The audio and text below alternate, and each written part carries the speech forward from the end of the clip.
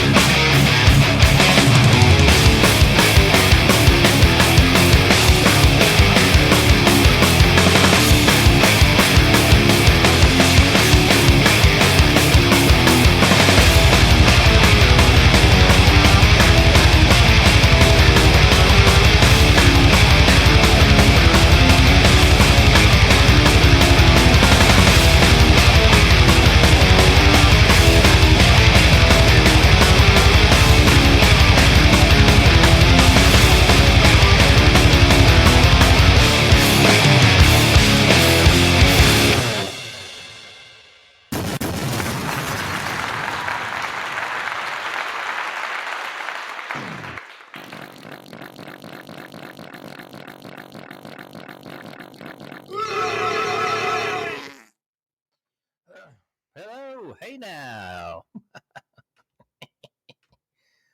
Woo! It's Monday night again. 9:33 to be exact.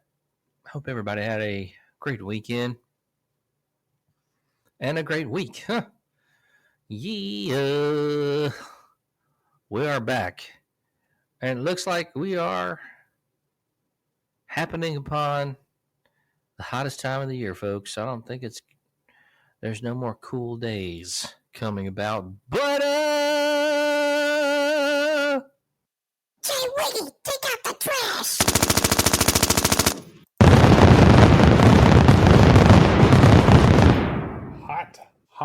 Hot outside. Yeah, I actually got a bit of a sunburn this weekend working out in the yard. you did.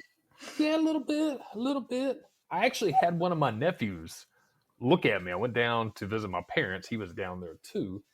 And he asked me what was wrong with my neck. Like, this kid is, you know. This motherfucker ain't never seen a sunburn before. Or what? he ain't seen somebody that's actually worked outside. And I had to explain that's where the term redneck came from. Not even joking. He's like, why is the back of your head so dark? I was like, I was working outside all day, motherfucker. I was like, have you had to do labor yet? He's in college and all, so He been inside playing video games like Fortnite. He was, man. He's inside. Never seen that, and it was crazy to me that he really did not understand why my neck was so red because I had been working outside. But You got to get his ass in the woods. man, I told him, I said, if you ever need anything, some labor, No, it ain't no. If you need anything, you coming out in the woods with me this weekend. We going frog gigging. Fuck all the shit. You're gonna learn about some shit. God damn it. yeah, frog gigging, snipe hunting, some labor. So you got to take them. Both of the boys, take them. Yeah, well now You got to it's do it. 3 now because You got to man them up. yeah, him Wiggy's got the youngest too, who's now going on 16 this year. Oh God, he's tall as fuck, isn't he? How tall is he? You know what? He's 5'9" or 5'10", but God, he Dude, looks his mom is 5'10", and M Wiggy's like, M Wiggy's 5'11", ain't he? I think so. I would think he would like be fucking like he was shooting up there. I thought at one point. He is. I think he's still got a little bit in him because I think when I was 15, I think I grew like 4 inches in a summer in my height too. Yeah, so he's 50. Is he 50? Oh, hey! So he's 16 or 15? He'll be 15, or excuse me, he'll be 16 this year. He's gonna go get his driver's permit. He did not do that last year, and I said, "Dude, what are you waiting for? Go get your permit. You got to get that to get your license." So he's man, they grow up fast when they're kids. I had this conversation the other day with another buddy. Kids, being a kid is so weird because I was explaining to my daughter as well. Like 7 years ago, I was 33. 33 and 40 is not that much fucking different. To me, it hasn't been. Besides, working and really nothing that much. But with her, 7 years ago, she was 4 in daycare. Now she's 11, going to middle school. And 7 more years for her will be 18. She's an adult. 7 more years for me, I'll be 47. I'll be probably a little uglier, but nothing. Oh man, you're daddy, man. When you're daddy and you're watching the kids, it's like, man, what the fuck is happening? Yeah. I can imagine. I'm not even speaking from experience because I'm not a daddy, but I can, I can kind of like empathize to a certain degree with that kind of shit, man. I can imagine, dude. I mean, when it's like you're going from like, infant to toddler to pre-K, and then like from there, it goes really fast, It does. When they say that time flies, it truly does, and it's a cool thing to watch. It's a lot going on always, but it's like when I was a kid, we would go to my grandparents, and all our cousins would get together. My parents, their siblings, and they would have their kids and their whatever. If you went once a year or twice a year to these reunions, you would see people you hadn't seen, and man, kids just grew so fast. The adults always stayed the same for the most part, but the kids, you're like, holy shit, they're how old? They're how tall? They're doing what now? Oh, now they're a furry or whatever the fuck they get into. now they're gay and Hey, assholes. Yeah, no, dude. I mean, when you were a kid, you had the same shit, though. I mean, how many friends did you go to with your parents and like, oh my God, he's so, you're so big now. And you're like, huh?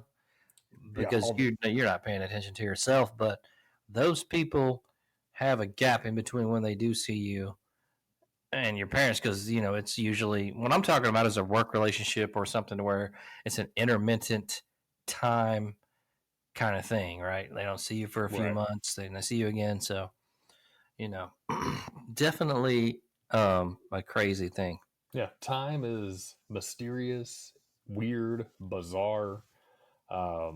That was a great thing, just talking about my red ass neck and going down a time continuum. Was that this weekend? What the hell was you doing in the yard? That was this weekend. You'll see this weekend what I've been doing this past weekend. I stained the deck. My decks needed to be stained for quite some time to waterproof it, to give it some color, and to protect it. I should have done it 2 years ago, I finished the other part last year, so I really didn't have an opportunity, but I should have done it a year ago. We got some yellow wood out there, or what's happening? Yeah, it actually got that cedar color. It's almost like a... Is it yellow wood or what? Well, the wood is, yeah, but the actual stain is I think it's Bear Brand. Is it actually the brand Yellowwood? Oh, no, but the lumber is, yeah. Oh, you fucking traitor. You love Auburn, bitch. Man, That's all they Jimmy have. Rain fucking loves you. all they got out there is yellow wood, and it's all bent up pieces of shit. It's all yellow wood. All that shit's treated though. I thought it was like hella expensive. It's not too bad. It is treated. It should last pretty decent. I did buy some more this weekend, the thinner boards. You'll see. I'm building a privacy wall. I finished one wall today, and I've got 2 more to go. And it's going to give us a little more, our neighbors are nice. I just don't want anybody peeking in while we're hanging out on the deck. Give us a little more of a nook out there to hang out in, some room to chill, because I'm ready for some BBQ, some chicken in the styrofoam. Bro, when are you gonna put the casino pool out there? You got a long fucking way in the back. You could put a big casino pool out there. I mean, I know it'd be hella expensive, but damn fucker be long as a Whis Creever's dick. Man, I know it. I know he's I know he's gonna say something about it later. We mentioned that today. I think a pool would be cool. Was not trying to be a poet there, but I really do. It's down the line. I think we get a nice like I said, nice little thin one, little fiberglass, put it in the ground, pumps, a little station over there. Well, you remember your ex-mother-in-law's casino pool she had, right? Yeah, it was cool. That was pretty cool. She's not there anymore though, right? Oh no, after alimony ran out. Yeah. Well, she married another guy, and I'm pretty sure she's zapping his ass. So how's that going? You ever hear from them? I don't. I saw her about 6 months ago, and your ex-mother-in-law, really? Yeah, well, my daughter was over there. And I had to drop something over when she was visiting for the holidays. So okay, that's cool. Are y'all still on good terms? Yeah, she was super nice to me. It was good to see you, good to see each other. And what do you think about her husband? Is he a suck ass bitch or what? Oh, he's a sucker. Yeah, we know somebody else. They all are. You know that type of that person that's taken that out on that person. We talked about one about half an hour ago via text message. Yeah.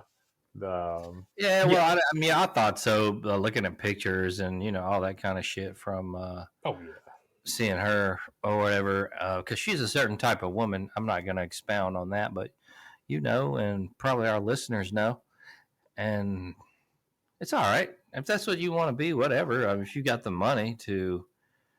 I think people there's so many people. Yeah, so many people in relationships have a weird dynamic. And there's a lot of predictable ones. There's a lot of guys out there that would do anything to get a woman, and there's a lot of women that need somebody to take care of them. There's also a lot of women that are. That was well said. Yeah, there's a lot of women that are independent. There's a lot of guys that are. There's nothing wrong with that. But there's a lot of men out there that make good, that have that expectation that they'll pay for a woman. And there's a lot of women that will happily take that regardless. They will throw looks and that kind of shit out the window if they know they're gonna, get consistent stability. I mean, that's really what it is, right?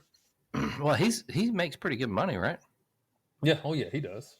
Yeah, that's what I thought. I mean, and when you're an old school type of guy, the goddamn pitfall is they have those traditional values, but then they fall into a situation where it might get a woman that is, they know that this certain guy has those values and they take advantage of it, whereas not being what they should be. Yeah. You know what I mean? Like, I don't even know if I'm explaining myself right, but like, because the guy is on, like, with the old school timeline where the woman seems like she is the old school timeline, but she ain't. She's with that trickery and knows the shit. You know what I mean? Yeah, I think that's a really good point. She's from the old school timeline and she exploits it type shit. Whereas rather, if she wasn't, she would be, what I'm saying, submissive, meek, all that shit, loyal. But these new bitches, not even new bitches, I don't even know how to explain it. These fucking women that think they're too smart for their own good, it's like a thing.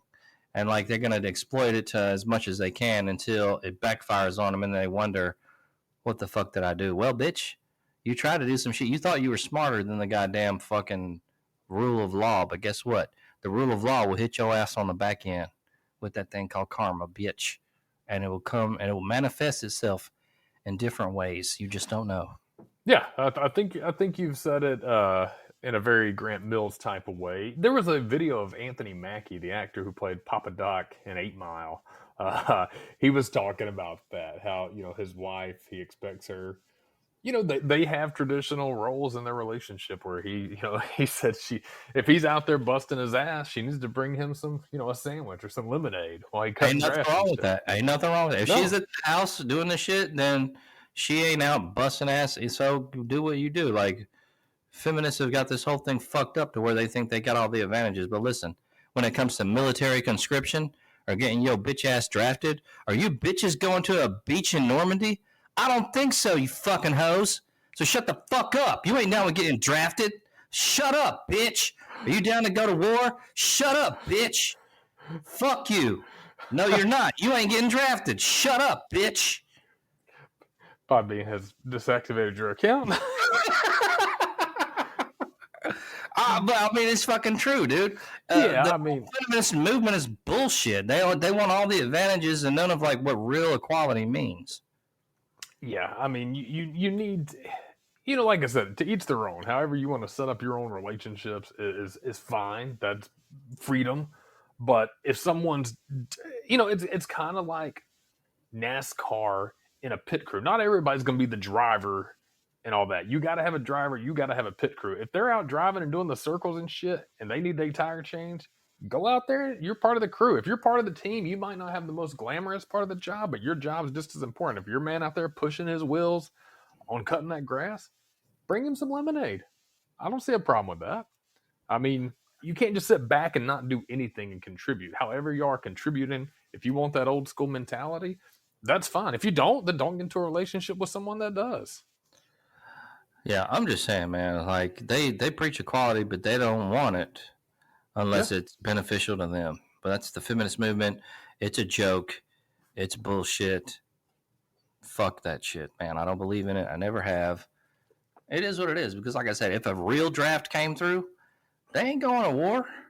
Yeah, there's a lot of people. What are you going to do? You ain't fucking going to war with dudes. You're going to fucking flee the country or sit your ass at the house and, whatever, make fucking doodads or whatever the fucking, the goddamn shit would be. But you ain't going to war. You don't want to do that. Yeah, I mean, I think it sounds good until like real shit hits. Yeah, I think a lot of people are not, it's easy to talk about that kind of shit, but are you really going to be about that shit? Also, there was a woman who fucking, I don't even know her name. It was Nora something. She like disguised herself as a fucking man, acted like a man. Guess what? What's that? She realized what the fucking struggle was.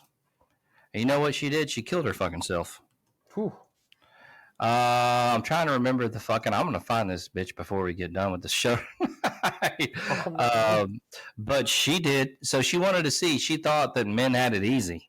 So she went and disguised herself as a man. I swear to God, looked this shit up. She did all that shit, and she realized men have it so fucking way harder than women. You know what? I remember seeing that. I do remember seeing that. That was there was a. She fucking wrote a goddamn book about it. And then ended up committing suicide later. So, oh God, I don't want to. I'll get off on a very. This is not. Going into some dark places. Oh God, not a very crunk fucking way to begin the show, but hey, yeah, it is what it is, man. We fucking are here for our goddamn listeners, man, and we tell the truth. I will say this: however you want to do your life, freedom is it's yours to however you want to do it. If you don't like the traditional roles, hey man, live your life the way you are, but don't expect a lot of other people to change because you have a different expectation. A lot of people are happy with traditional gender roles. There's nothing wrong with that. If you want to go outside that, find somebody that's out there, do it, but don't push your lifestyle on other people, and nobody else will push theirs on you. I think that's exactly. That's very well said, my friend. Yeah, I think that's a fair way to look at it. But I mean, also, no matter what you are, who you are, what kind of relationship you're in, whatever it may be, I think it comes down to mutual respect with people. I mean, and that comes down with friendships too, man. You show your friends love, they show you love back. I mean, you hold them to a high standard, they're going to hold you to that. To get respect, you got to give respect. All those old cliches. I went down the philosophical path. Grant Mills went down to scorched earth. Well,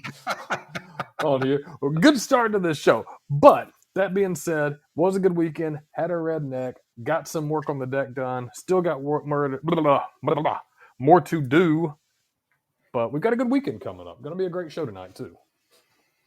You're damn right. And for anybody who want to check that Nora bitch, her name was Nora Vincent. Go Google her, Norah Vincent, and do some research for yourself. Anyway, yeah, very not bad weekend. You were doing a lot of work. Anything else going on at the Wiki household? I wish. You know what? I got a 4-day weekend coming up. I felt like I worked all weekend. Saturday, I was up by 9. Like actually working in the yard by 9. I had tons of shit to do. Didn't finish till like 7, and pretty much the same shit yesterday. But in between shuttling kids around, nap times for that. Very, very busy, unfun weekend. I did get to watch some A-Day and some UFL though. I know we'll get into those later, but had time for some football, so that was good. How about Grant Mills? Tell us about yours. Anything exciting this weekend that we must know about? It wasn't too bad, man. Went out to a few bars, chilled, did some chores, not anything out of the ordinary, So yeah, it was a good weekend. Cool. Not bad. Not anything crazy time, but Same spots that you've been going to? Anything exciting? No, pretty much. I mean, I've been thinking about getting to some other spots, but man, when I was at the French joint the other weekend, there was this couple there, man. The one dude, he looked like Donkey Kong, and he was with this bitch. Oh, shit. With this woman, with this girl. That was she was super cute, though, man. Like, we were talking a little bit, and she was telling me some spots. So, I don't know. I might check them out. But you know what it is down there in Avondale. Avondale, very good. It's kind of, I always tell myself I'm going to go, and then I don't go, so I just need to go. You know what I mean?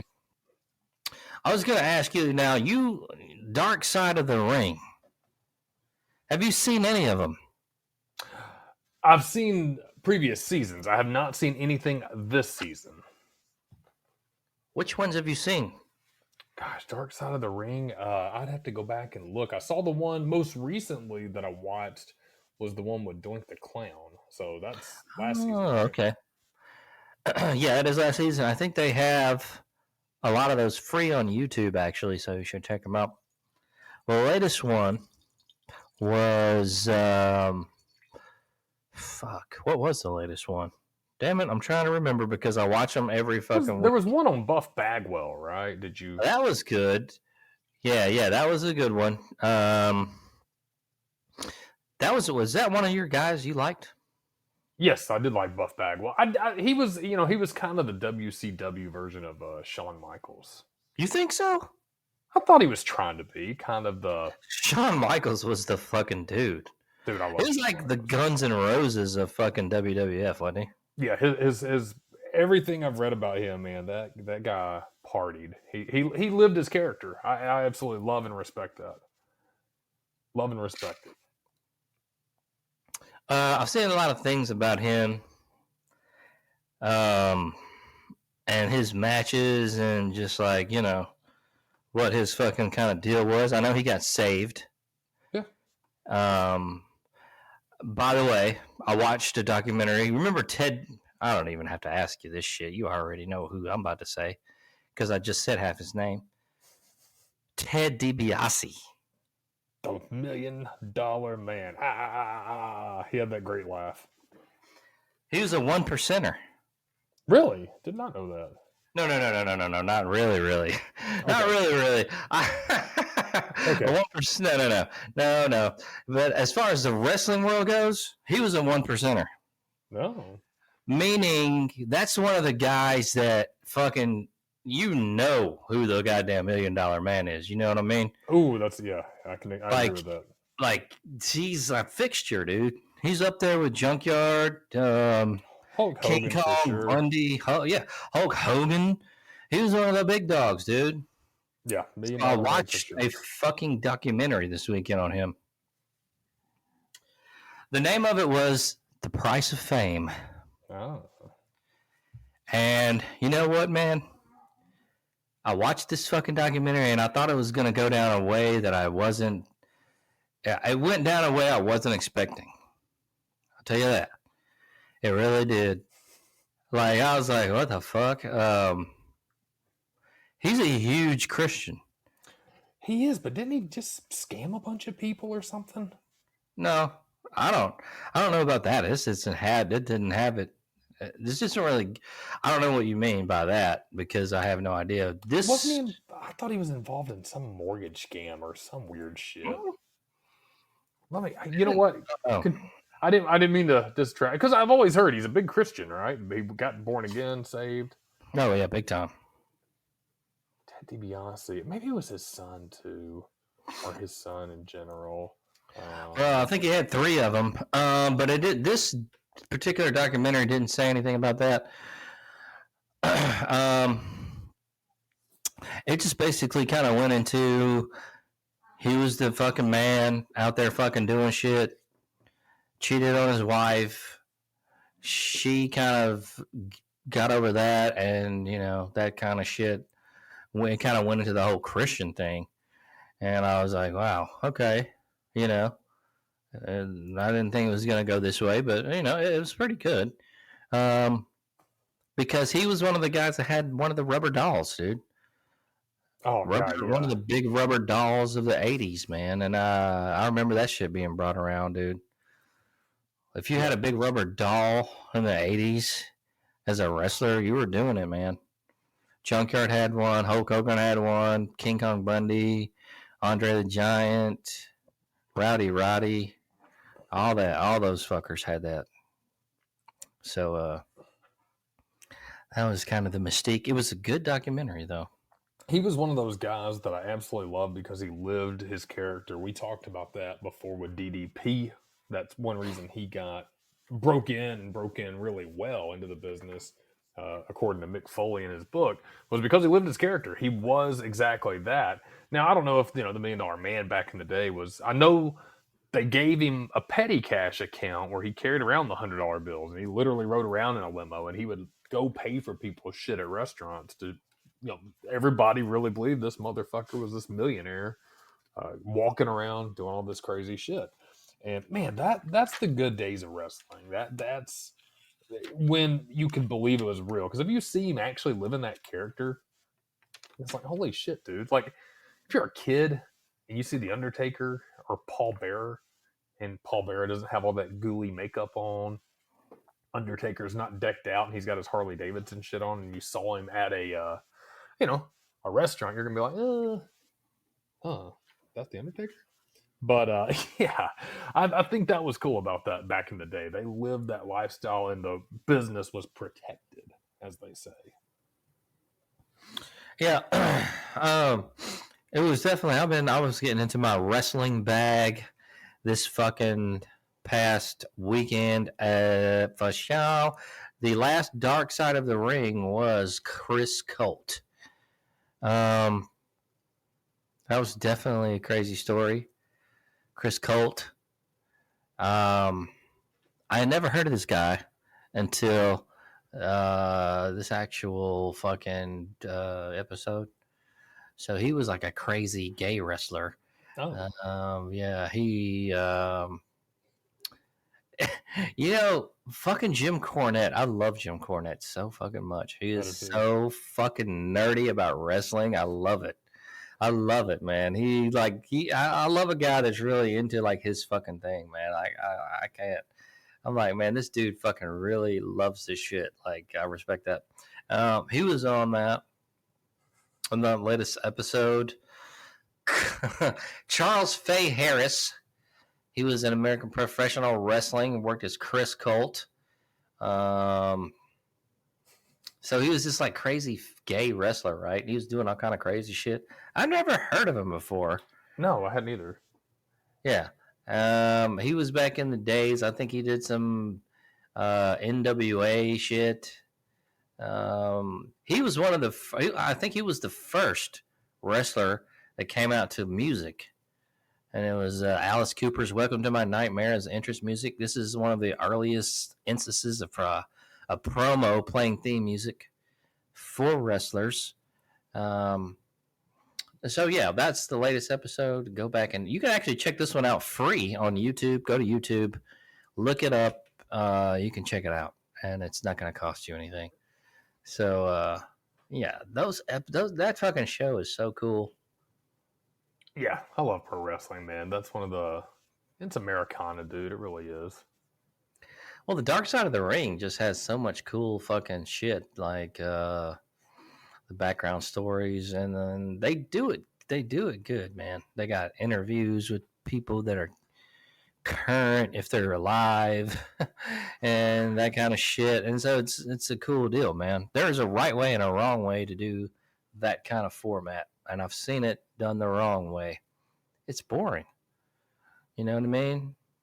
Yeah, they took a good approach, man. I think they really, we talk about it ad nauseum, but wrestling pulled the Band-Aid off and went behind the smoke screen years ago, probably 20 years ago. It really just kind of fell by the wayside that they're entertainment now. It's not nothing behind the scenes. So, I think they've rolled with that, and they really show the behind the scenes shit because, dude, I mean, back in the day, the business was so protected. These guys, who was it?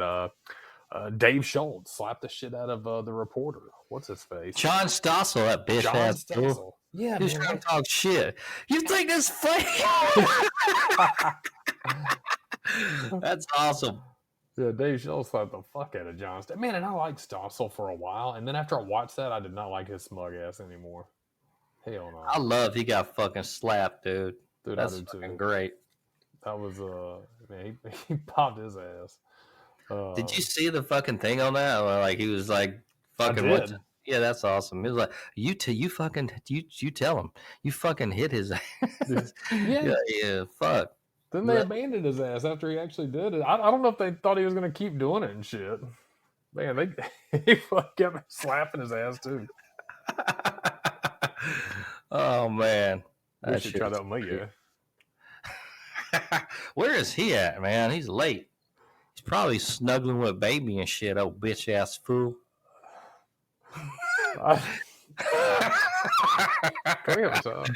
Y'all don't know about a player, but Bill.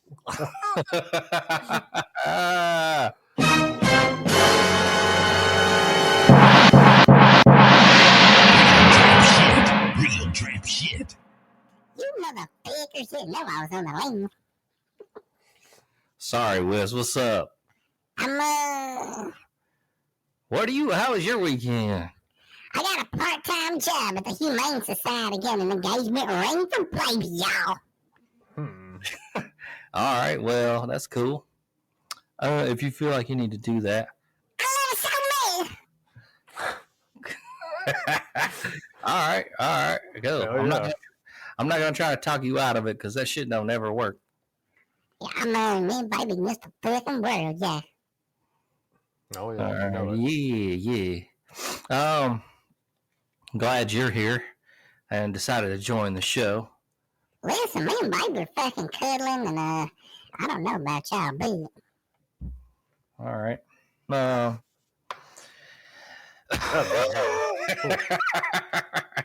Man, you be cuddling with the wife? Whew, sometimes. Nowadays?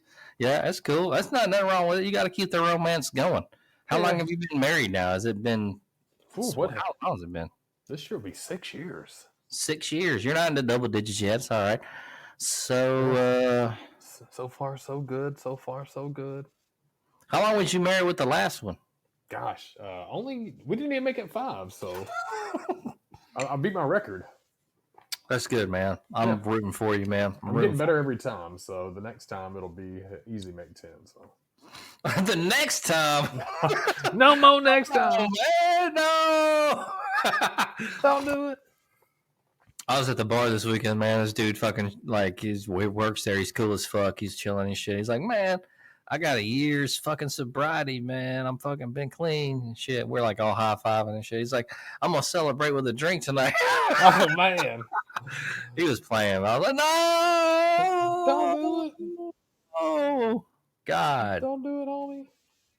I'll tell you one thing, though, man. I did have sex with a girl this weekend. Oh, I was waiting to hear if you did. How did that go? Yeah. She was so ugly. The doctor looked at her ass and her face and said, "My God, Siamese twins." Oh, okay.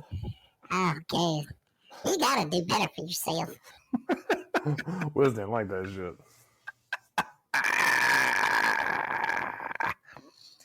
Oh, man. It was a good weekend, though. We had plenty of UFL action. Yes, sir.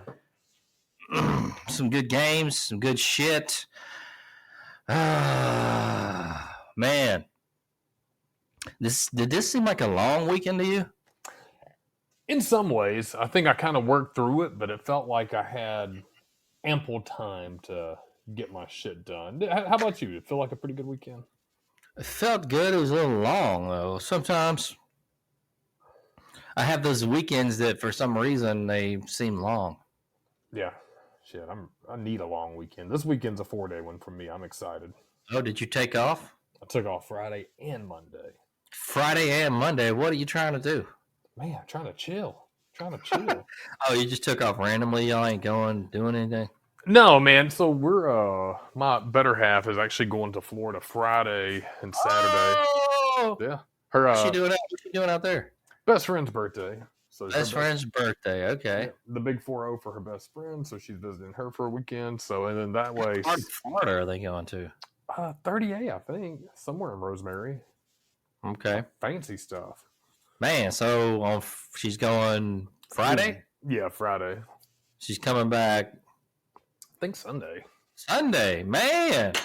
Shit. Just getting it on, baby. I'm telling you, I need me a beach weekend, but I'll be chilling at the house. I'll have my youngest this weekend, and then we'll be getting together to chill and grill on some Saturdays. I'm gonna bring something, man. If I gotta go get fried chicken from the stove, Yeah, whatever. I'll get something. Put it in the styrofoam. We'll get together with LD and anybody else that's hollering this week, and towards the later part of the week, kind of figure that out. I'm excited. It'll be fun. It's been a minute since we've had a good hangout and a chill. We got a little more UFL football. So you got into some UFL? Did you watch any A-Day? Anything else this weekend? I did watch not much of A-Day. I'm not interested in that. I want real competition, but Fair enough. it's still cool. We got a new coach, and that's cool to look at. There's a lot of big turnout for that. Whatever. It is what it is, but you don't really gain anything by watching it. No, it's just fun. Yeah. I mean, I think you can get a little bit like, oh, that guy's really good. But, I mean, it's a limited practice. I shouldn't say limited. It's more than that. It's still a practice. It's a practice game against your own team. So if Alabama beats Alabama, that doesn't translate into them beating Texas or anybody. Right. It's just something to do. But yeah, it's like a fucking carnival or something. So yeah, a showcase. It is what it is. So yeah, But I mean, it's cool. It's something to do. It's something cool, something to see, something to go to if you want to go to it. I've been to a few of them. Cool.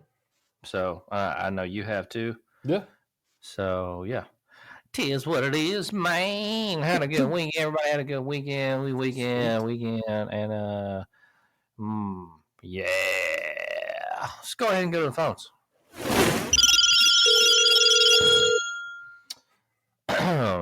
We got Raj from North Carolina, line 1.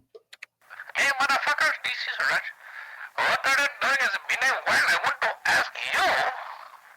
Do you remember Richard Day? He was a funny motherfucker. He had a Miss Big Butt contest and Mr. Universe. Very, very funny shit. I want to let you know, me and Miss Aguila, we are going to get married here soon. I will give you the details. I love this show. Keep on doing this shit. Holla at Leo. Thank you, Raj. Raj has really matured and gotten. He's loosened up in his as he's been a long time caller. I love it. He's been drinking some of that Indian wine. I like You it. know it.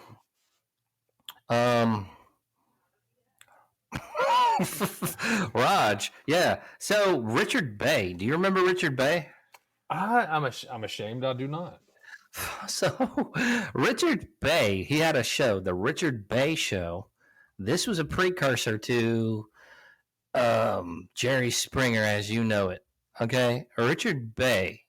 The Richard Bay Show, 1992 to 1996, was produced from WWOR Studios in Secaucus, New Jersey, later syndicated across all the country by All American Television, known today as Fremantle Media. Anyway, this dude was raunchy. He would have competitive events such as the Miss Big Butt contest Sweet. and the Mr. Puniverse contest, which you can guess is what that fucking is. Country drag queens versus city drag queens, dysfunctional family feuds, blacks who think OJ is guilty versus whites who think OJ or he's innocent. Young women who were guests on the show were sometimes placed in a spoof of the dating game in which guests were interviewed. 3 hidden bachelors, of whom were obvious mismatches for the bachelorette, drag queen, or a dwarf. It was basically Jerry Springer before Jerry Springer. I remember it. I remember seeing that shit. Me and my friend would watch that shit and clown. It was funny, man. It was funny as hell. He would have half naked, really fat girls on there doing crazy shit. It didn't like last a late long. night. Yeah. It was definitely.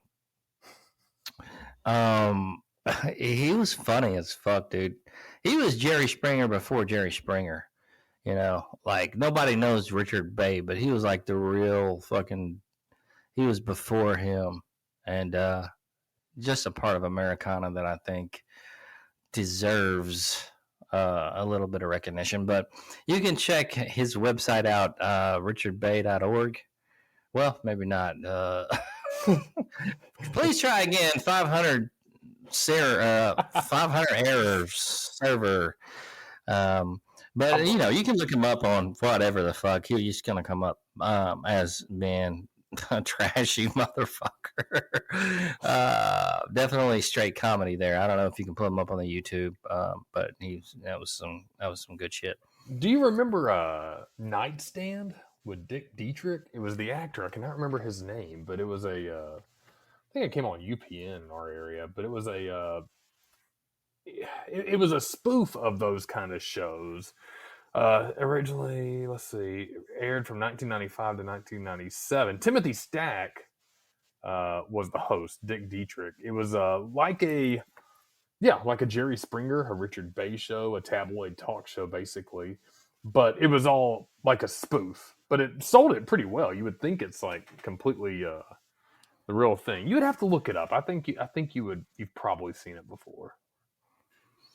I might have. It's not coming to mind right now, but you know, possibility, definitely for sure. After Jerry Springer, you had all kind of knockoffs. I think even his goddamn security guard had his own show at some point. So yeah, he did. Steve Wilkos. Yeah, Steve Wilkos. There you go.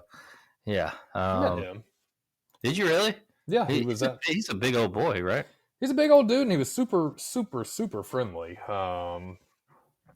He was at the World of Wills years ago. Me, M. Wiggy, and P.P. Wallace, boo, all went down there. But man, he was super nice though. Introduced, like, actually talked to you, and he was actually pretty busy. People wanted to get their picture with old big Steve Wilkos, but super nice guy. Funny, asked about our lives and shit like that. So he clowned on M. Wiggy for being like 21 at the time and having 18 kids. But he was funny, man. Like an earring in your face. Steve Wilkos not about that shit, but nah, he was super cool. So his show, I watched it a couple times. Wasn't my favorite thing in the world, but it wasn't a bad show either. Hey, he probably had a run, man. Made some motherfucking money, and that's all right. So that's it. That's all you need to do. As long as you get in a check for a minute, man, you're not really worried about how long it goes. Unless you can fucking make it into syndication, which is after 100 episodes, and you're getting a check for life. God, ooh, sweet. Let's go ahead and go to fucking Darren in Richmond, California. Darren, how are you doing this Monday evening? Hey, dudes, this is Darren from Richmond, California now. I just want to ask you guys, who's your favorite metal band, dudes? Mine is Megadeth, man. They real, man. I'll hang up and listen, and yeah, rock on, dudes. Rock on, Darren. Hell yeah. Okay. I'm gonna let you answer this first. What was your favorite fucking metal band, Jay Wig? God, there's a bunch of good ones because I listened to. You gotta pick one. You gotta pick a number one. Number one on the list. Actual metal. I'm gonna go. Gosh, man, I'm gonna go Metallica. Okay. Yeah, I you know what? I like Pantera a lot as well. I know we got some good Pantera fan friends and Slayer boys, but man, Metallica's got the biggest book of music I listen to regularly. But there's so many good ones. But yeah, if I had to pick, Metallica's at the top. I'm going with Whitesnake, y'all. That's not a metal band, you fucking dumbass. We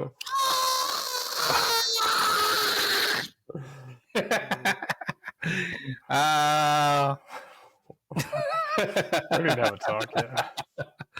You motherfuckers. I'm gonna go with Pantera, man. You know they're touring. They're touring now. Really? Sweet. So, they brought the band back out. You got Zach Wilde in the place of Dimebag and Charlie Benette. Charlie Benette. I don't know his fucking last name. He was the drummer with Anthrax.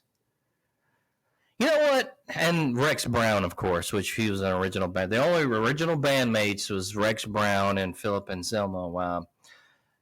Rex Brown is totally underrated as a bassist. He's really fucking good. And, you know, I think it's good they brought him back out. It's never going to be Pantera because Pantera, man, that is I don't know, man. Just fucking the best metal band ever. I don't give a fuck. Far Beyond Driven was like probably the best metal album I can think of that was mainstream without being mainstream. It was number one on Billboard when it dropped. Nobody promoted it. It wasn't anywhere. And it was fucking number one, dude. Dimebag just fucking... I've never seen a dude like that. Even Zach Wilde. Zach Wilde was Ozzy Osbourne's guitarist. Zach Wilde is amazing. Yeah, Zach Wilde can fucking shred, but he's not good. He's nowhere near Dimebag, dude. Dimebag. Go on YouTube and look at some of his fucking video. Just look at that motherfucker, dude. I fucking hate that he died. He was fucking amazing. That band there, man. Yeah, it's heartbreaking, man. That really is. He can shred. They're up there, if not two for me. I think they live more. I will say this: Metallica behind the scenes and behind the band probably irritates me, or it just doesn't seem as metal to me. Metallica was good, but Lars was not a very good drummer to me. Whatever. There's a lot of goddamn argument over that. I think they're a fucking good metal band, but I think they're for the masses. I don't know if Pantera is for the masses. Pantera is for your true fucking metal fucking... I agree with that. Yeah, I agree with that. You know what I mean? Like, I don't know, man. I like Metallica, but anything past the Black Album, I don't fuck with, really. Even though that shit some of it was good, but yeah, I don't know, man. So Vinnie Paul had his own fucking style. Dimebag had his own style. When Zach gets up there and he fucking shreds, it's in the style of Zach. He cannot be Dimebag. I don't care though, man. I'm just glad they're bringing back fucking Pantera. Phil sounds good. I've seen some of the fucking vids. He still actually sounds good. It's nothing compared to anything that you saw in the 90s.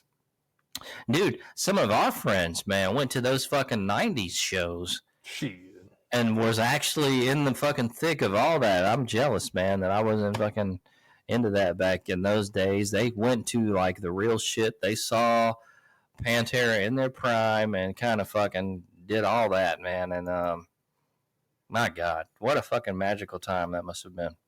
Yeah, God, man, I miss that too. There's some things I wish I would have gotten into earlier when it was just me and all I had to worry about was me and trying to make money. And I wish I wasn't a dumb shit, but trying to make up for it now. I wish I would have gone and seen more. But yeah, man, there's a lot of good ones out there. I went to a metal festival years of B.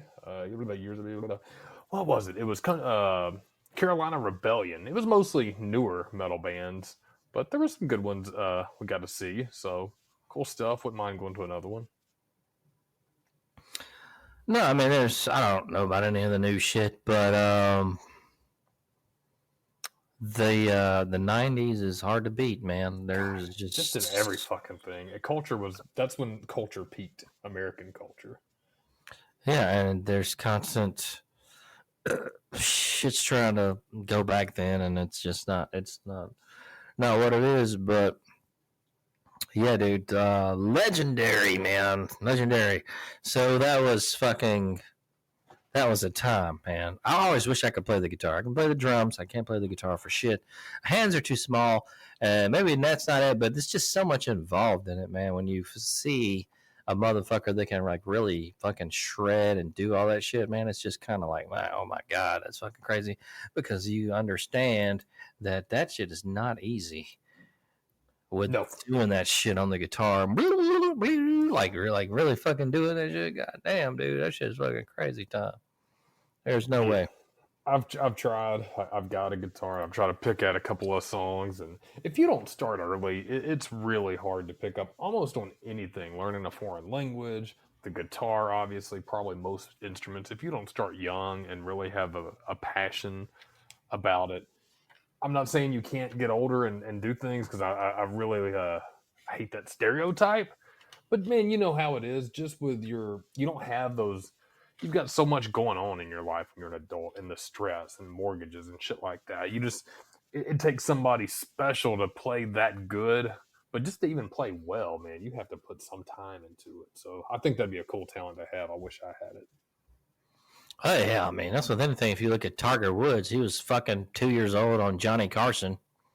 Yeah, and then look at he is transcended.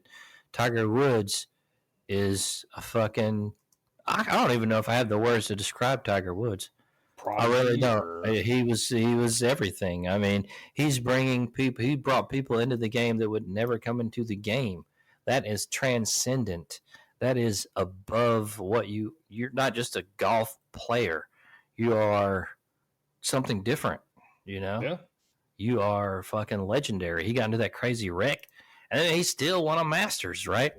So I think after that, I think he did. I don't think I'm wrong on that. I think he still won one. I think you're right.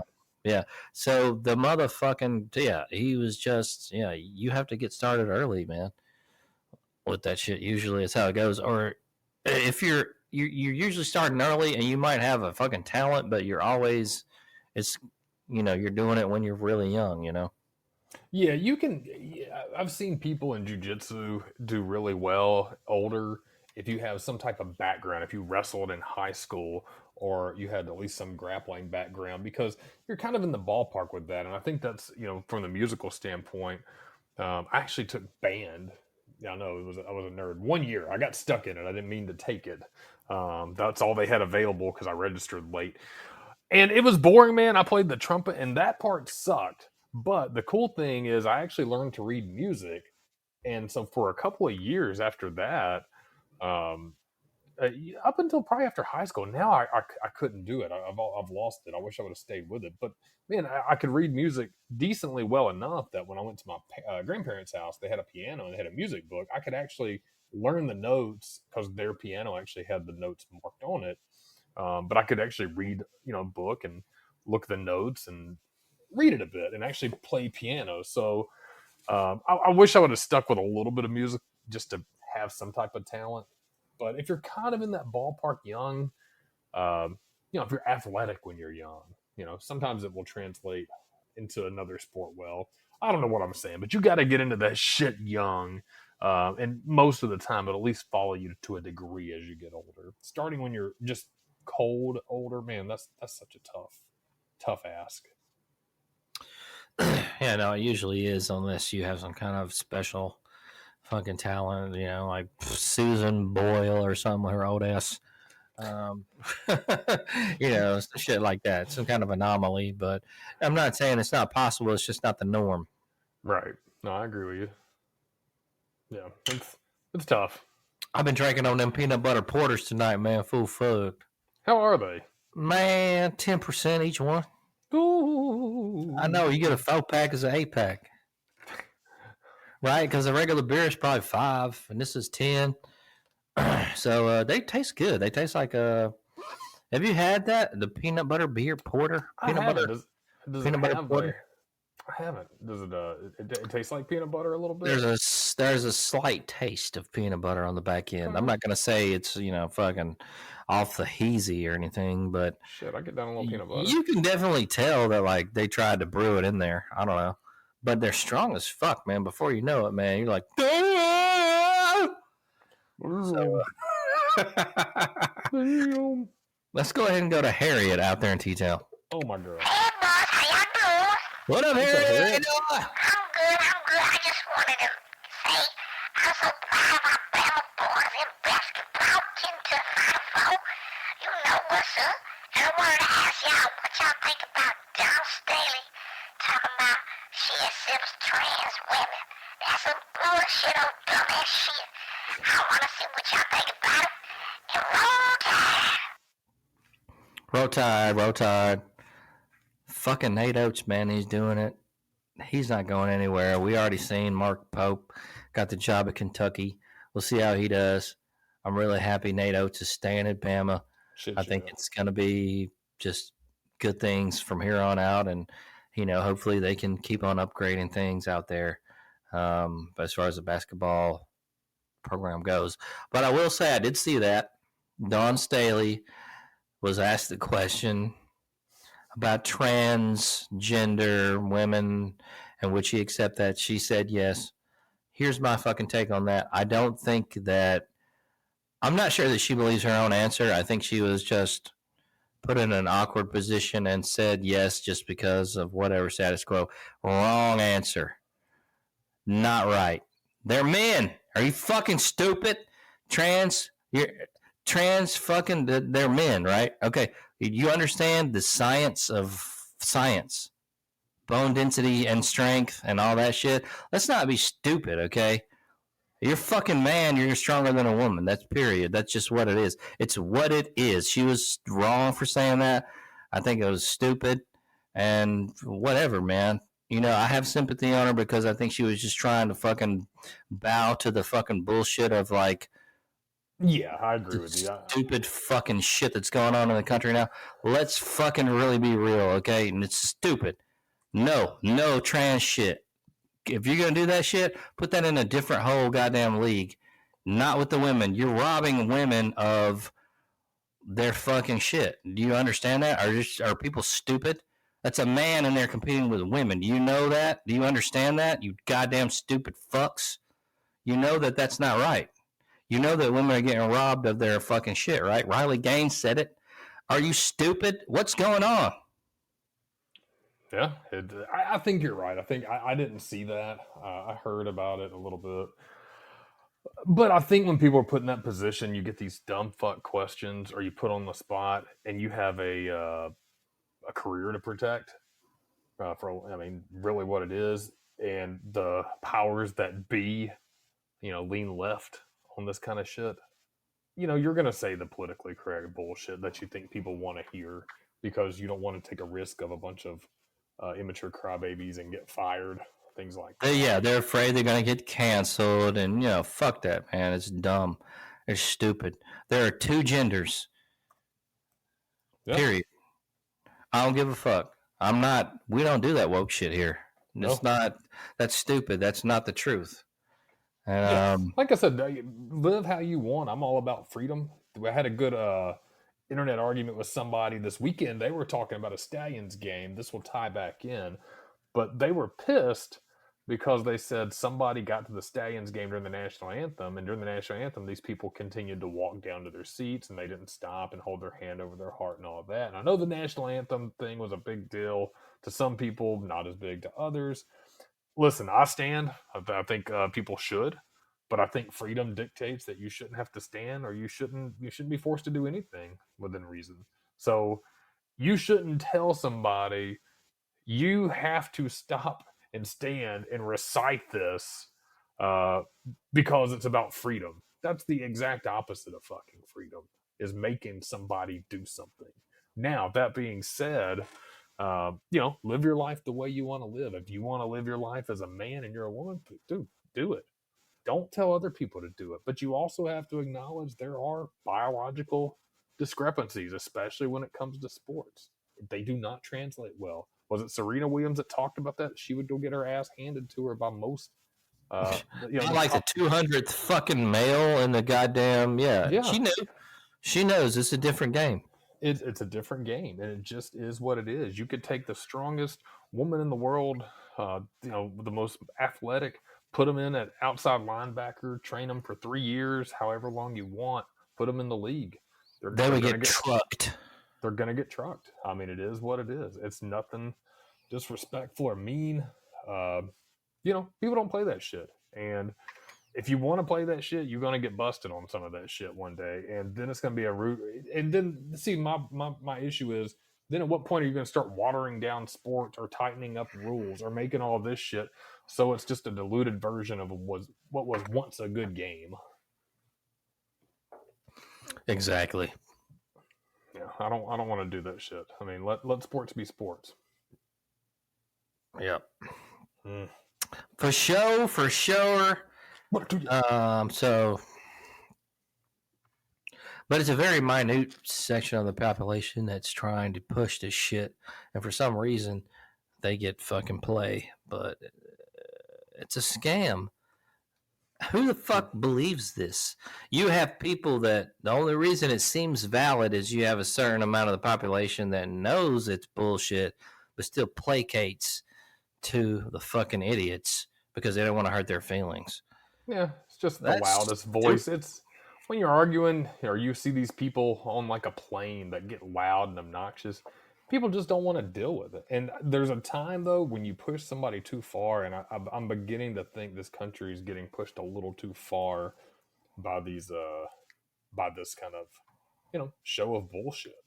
People are getting there, so we'll see. And people wonder why you vote for the people you do, which, one, voting's a scam anyways, in my opinion, because you really have the shitty options, but people get so damn sick of that bullshit, man. The worst thing about whiny ass, left-wing people, man, I get down on the freedom part and leaving the fucking people alone, but y'all ain't even about that anymore. Y'all used to be about that shit. Now you are about getting the government back and stuff. What the hell happened to like that hippie live and let live mentality? Now you want to enforce all this other shit on other people's bullshit. God, dude. Well, liberals the back in the day, liberal was actually okay. The back in the day, liberal was understood practical shit. The new shit is being skewed and all fucked up, and basically Marxism, communism is being put into that, and it's from third parties. It's all a bunch of fucking bullshit, and they're trying to destroy America and turn it into a communist fucking country. They've been saying this shit since the 60s, that they would fucking put it on us. It would just be a slow process, and we're seeing it right now. So I don't want to get political about it, all this shit, but it is what it is. You guys see what the fuck's going on. It's time to stand up, stop being pussies and shit, and fucking fuck that shit, man. No, it's stupid. You're fucking bleeding on to goddamn civil rights as a fucking human being. Like, I don't want to hear this shit. Once you start fucking with people that just want to fucking live, then it's going to be a fucking issue. Then it's going to be some fucking shit. Then it's going to be time to stand up. Then it's going to be fuck you. I don't want you to force your goddamn opinion down my throat. I didn't ask for this shit. Get the fuck away from me. And you will see. So keep on with that bullshit, you dumb fuckers. Yeah, keep on with the bullshit. Let's go ahead and go to Jerry in Knoxville. Hey boys, this is Jerry Kirstenberger. Just glad to talk to y'all again, and I just want to tell you boys, I'm a Tennessee Vols fan. We hold it. He always on that bullshit. Jerry. Always talking that shit. You know it. We got Pierre. And I know Jay Lee loves Pierre from Paris, France. Oh, shit. Let me see. Get back in. Hold on. It's not working. Bonjour, my fat American friends. This is Pierre. I want to know, ask you, do you ever try chicken liver or goose liver pate? It is très bien, but you, fat American, will probably not understand. I will hang up and listen. Au revoir. Bonjour, au revoir. Pierre. You know what? When I went to my fucking... he is a snooty fucker, isn't he? He crazy, man. He crazy. Well, you know, I do have my French fucking place I go to. Now, when I went there last time, I did get, I think it was chicken liver pate. Okay, that's good. I don't know if it was goose or chicken. I'm thinking it was chicken though, just to get the story straight. I think it was chicken liver pate. It was very good. They give you these sliced up, you know, little baguettes, and then this little thing of the liver pate, and it was good, man. I don't know. Have you ever had that? I did not have it pate. When I was in Japan ages ago, I had a kebab, a skewer with different chicken. It had gizzard, chicken. I know it had liver on there. It had like a piece of like chicken breast. It was just various chicken parts. It was so good though. I could not remember which one was. I ate everything though, but yeah, it was like they brought out a couple of skewers, and they all had like, it was alternating, like a liver, piece of gizzard, piece of. Oh, but it was like a solid piece, right? Yeah, it was a solid piece. It was not pate. I've had pate before, but it was not chicken liver pate. What kind of pate was it? God, was it a beef pate? A beef pate, like beef liver, or yeah, it may have been beef liver pate. Did you like it? No, I didn't. It was yeah, it was beef liver pate. No, it was man, I am not about sending shit back. It was a nice restaurant I went to, man, years ago, but I wanted to try to be fancy. I wanted to try something new. I just didn't like it. And the waitress, I remember being super nice about it. And she's like, I can tell you don't like that. And I was like, yeah, not really down. She's like, all right, I can bring you something else. So I was like, all right, appreciate it. I didn't want to ask. Do you remember the fucking place you went to? It was an AZ. I remember that. I don't remember the place though. God, was it like a French place or? I don't think it was French. I didn't see Pierre hanging out, but I definitely. Man, you know what? You know what? I'll get back to you. It may be somewhere we could bust up when we go on our trip. I think I know what it was, but it was not French. I think it was at a resort somewhere out there. But it wasn't, like I said, it was just, it surprised me because I'm used to eating, you know, meat or beef products, stuff like that, warm and, you know, like a steak or something. So the kind of the chili pate, man, just threw me off. I wasn't down with it. No, you like it though, right? It was good actually. It wasn't as I'm trying to think of the word, because usually when you're dealing with organ meat, it's got a certain minerally, almost like a metallic taste. But it wasn't. It was very good. It was rich. You could taste a little bit. You knew it was organ meat, but not that bad. You know what I mean? Like it wasn't pronounced. Yeah, dude, I enjoyed it. It was good. You know, usually I don't fuck with that kind of thing, but I will say I did like it, and I'd probably get it again because actually, I was gonna do. They had a jumbo asparagus, right? Damn. Yeah, jumbo asparagus squaffien with breadcrumbs and Parmesan. That shit is fire, dude. I had it the next time. So the next time I got jumbo asparagus with the breadcrumbs and the Parmesan, and then I had veal, and that, oh god, that shit was so fucking good. Oh my, that asparagus with them breadcrumbs, man. Whew. Yes, yes, yes, yes, yes, yes, all day. I'd fuck with it. I need to revisit some of that stuff. I God. think now, as I've gotten a little older and mature, I do think your palate can change a bit. I mean, there's some things I'm pretty hard stance on, not get down on, but there's a lot of things I want to try again. The pate would be something. Again, I think it was more. I just didn't know what to expect, and you kind of have your mind set on one thing, and you think, oh, beef is good. It's beef liver. It can't be that bad. And you don't really know what the fucking pate is. So then when it came out, it's kind of like, oh, good. But being an open-minded person with a culinary shit, man, I'd be willing to try again. No, man, I think you'd be good at this time. So your taste buds change every 7 years. So, I think you'd be fine. Yeah, cool. We'll explore some restaurants. You got to get to Chez Fawn with me sometime, man. I go almost every week, man. So hit me up. I'll hit you up, and let me know. I got the ticket, man. So you ain't got to pay for nothing. Oh, sweet. Yeah, for sure. And I just like going, man. It's a cool place, dude. Like you sit at the bar. The cool thing about it is you sit at the bar. You're usually going to get some good people watching. Also, nine times out of 10, there's going to be people that you talk to there. They're at the bar doing the same thing you are, whether it be a couple or whoever. And I don't know. It's just a good time, man. I kind of like. I like that you have a spot like that. That's cool. That's one thing about being downtown in a big city. I think is always fun. Always the restaurants opening up. So cool. Yeah, we definitely need to do that. I mean, though, not just saying that. Need to get down there more and try to visit because I'd like to bust it up. Do they really say the food like when they aggressively French? So like, oh, we have a blah, blah. No, dude, it's really cool. Like at the bar, man, you got Chris, and I think the other dude's name is Chris too. But man, super fucking cool.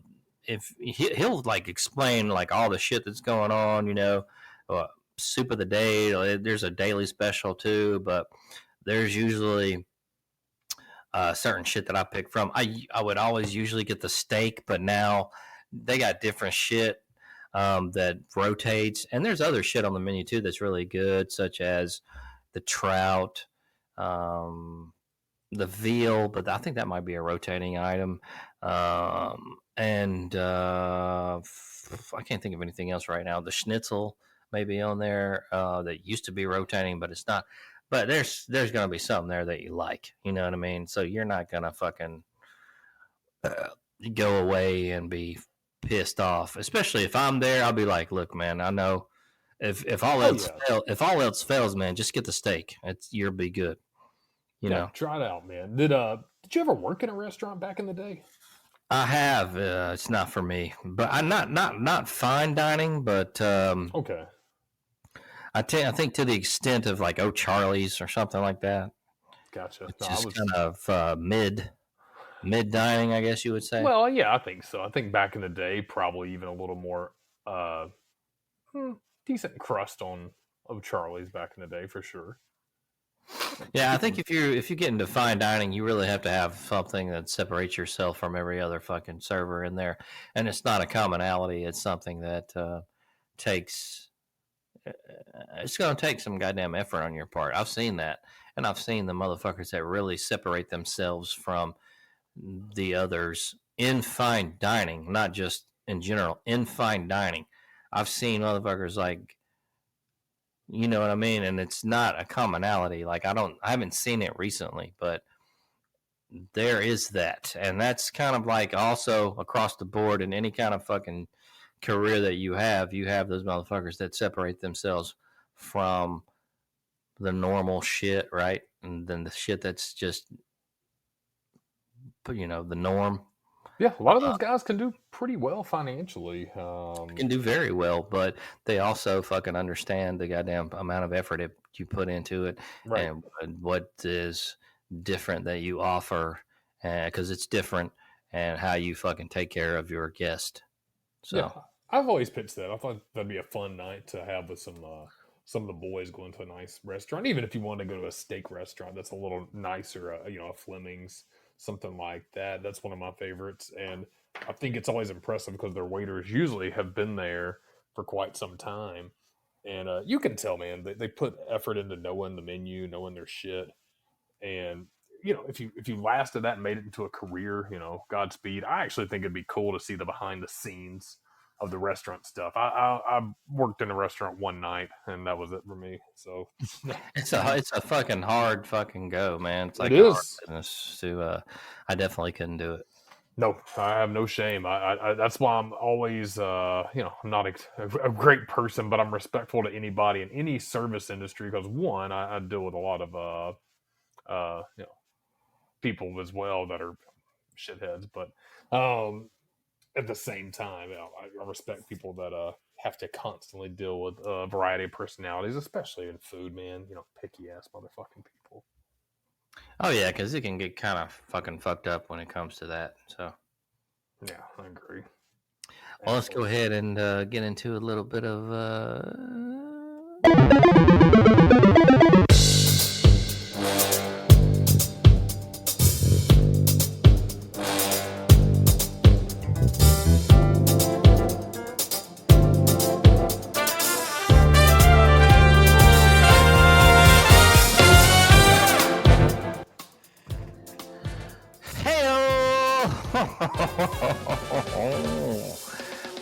That's some fucking news for you, motherfuckers. What is going on out there in the world? You're probably wondering what kind of weird news we got going on. Well, you want to hear it? Here it goes. Man, there's a few of them. Have you ever heard of the Beard and Mustache Championships? You know what? I have heard of those. Yeah? Yeah. Have we had any friends that have gotten into that? No. We've had a friend that grew his out, LD, and who's, I think he did like some competition online, but I don't think he, I don't think anything serious like the Beard and Mustache Championship. Well, by Ben Hooper, the Beard and Mustache Championships claims 3 facial hair chain world records. Attendees at the National Beard and Mustache Championships in Florida it sounds like this would be in Florida, broke 3 Guinness World Records for the longest chains of beards, mustaches, and partial beards. The annual event, which is held in a different location each year by Beard Team USA, saw participants take on 3 record titles on the Main Street Pier in this year's host city, Daytona Beach. The facial hair fanatics first attempted the record for the longest beard chain, which was previously set at 150 feet during the previous year's National Beard and Mustache Championships. The beard sporting participants stood side by side. Their facial hair was clipped together into an 86-person chain measuring 195 feet and 3 inches long. Organizers then attempted the record for the longest mustache chain with 27 participants achieving a record-breaking length of 20 feet and 4 inches. The final record, longest partial beard chain, involved only those participants with partial beard styles, which included mutton chops, goatees, and musketeer-style facial hair. The partial beard chain, made up of 24 participants, measured 42 feet and 8 inches long. All 3 record attempts were successful. Quote, I think it looks extra crazy because it's so wacky to make a beard chain in the first place, end quote. Brian Nelson, creative director for Beard Team USA, told Guinness World Records. But, quote, but on top of that, there is a measuring, documenting, and all the official aspects of certifying the record title for Guinness World Records, end quote. So there you go with the Beard and Mustache Championships. I didn't even know that was a thing. No? You want to try to get down on that one day? I don't think I could grow my shit that big, man. Like I don't think I could get enough going on. I don't have that kind of patience for that kind of shit. I just don't think I could my shit would grow. Like I can't. My shit's not good as LD. LD's got a pretty stout beard. Yeah, I think he does. It's it took some time because he was in a. You would have never guessed, I think, prior, right? Because he'd never really done it, and he's got a good one. I wonder. Everybody ought to just let theirs go for 6 months, just see what happens. I can get a good middle school music teacher beard going on, but after that, I don't know. Maybe it slows down too much. His shit's really long. I don't like that. It's kind of gets, well, it's real long like that. I don't know. Yeah, I don't. I've let mine grow out, but I feel like I hit a stopping point at some point. It'll get about an inch or two and kind of fuzzy around my face, and it's kind of thick. But when it comes to the length, I'm sure it's just patience and time. But I don't like sleeping with it like that on the pillow. It kind of crunches against your face and shit. I don't like that irritating ass shit. It's more about the girth than the length, y'all. It's not what we're talking about. Oh, we're not. We ain't.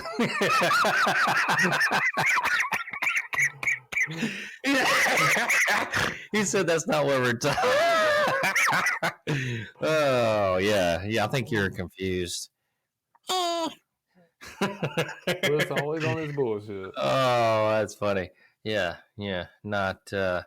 I saw a guy this weekend though, man. He had one of those long ass beards, dude. That shit went down like past his belly button type shit. Damn. Man, how the fuck? I don't know. That's crazy.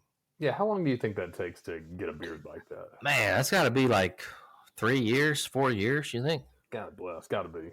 I don't even want to do that. It seems like I don't know, a pain. Yeah, that's kind of my thing. It seems like a pain, and I just don't want that type of investment into. I don't think I don't know. Also, once I start getting really fuzzy, I think I look better with facial hair, but just not very long facial hair. Not short either, though. I have to find my balance, and it's weird. Nothing wrong with that, man. I understand. I can't get it too long either. I look Hispanic. Do you like Keanu Reeves? Yeah, seems like the nicest guy in the world. Keanu Reeves is Shadow in Sonic the Hedgehog 3. The Matrix star is set to play Sonic's Darkside rival in Paramount's live action universe. This article is by Kenneth Shepard. 2 years after he made his debut in Sonic the Hedgehog 2, we finally know who's voicing Shadow the Hedgehog in Paramount's live action movies. Keanu Reeves of the Matrix, Cyberpunk 2077, and John Wick is voicing the Ultimate Life Form in Sonic the Hedgehog 3. Reeves has been a fan favorite for the role for a while now, but rumors of his actual involvement started spreading around this morning after podcaster John Campea said he was told he would be playing the Blue Blur's rival at Cinemakin, where the first trailer for the movie premiered. Now, the Hollywood Reporter has confirmed with its own sources that the fans will hear Reeves' low tones coming from the Shadow's mouth when Sonic the Hedgehog 3 premieres on December the 20th. You going to go see that, Jay-Wig? You going to take the kiddies? You know what? If they were into it, that'd be a movie I'd go see. What about you? You gonna come with us? I might come with y'all. Fuck it, man. Let's get some popcorn.